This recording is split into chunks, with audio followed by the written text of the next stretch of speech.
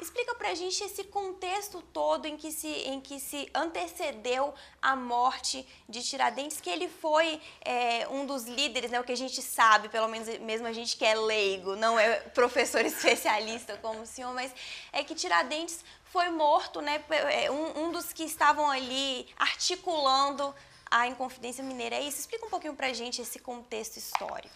Com certeza, né? Tem algumas lacunas que devem ser muito bem preenchidas quando nós abordamos determinadas temáticas históricas. Bom, ponto de partida, o contexto em que viveu o nosso Joaquim, né, justamente José da Silva Xavier, o famoso Tiradentes. Século XVIII, contexto justamente da mineração, período em que Portugal está explorando de forma muito intensa aquilo que seria o ouro que era produzido no nosso país.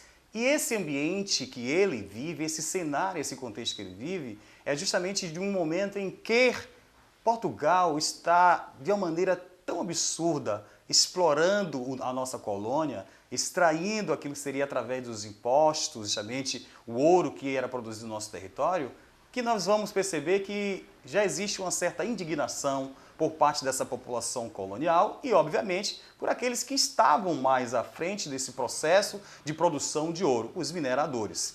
Então é nesse ambiente, é nesse cenário, é nesse contexto que insere-se essa figura. Claro que nós temos vários outros aspectos relacionados a esse século XVIII. O que nos interessa no primeiro momento é saber que, no final do século XVIII, começam justamente a surgir movimentos e revoltas que tinham como principal propósito, olha aí, pessoal, principal propósito, promover a separação do Brasil em relação a Portugal. A gente Então, pode é dizer que nesse as pessoas ambiente. começaram a sentir como pertencentes, como essa terra é minha e se sentindo explorados mesmo, professor?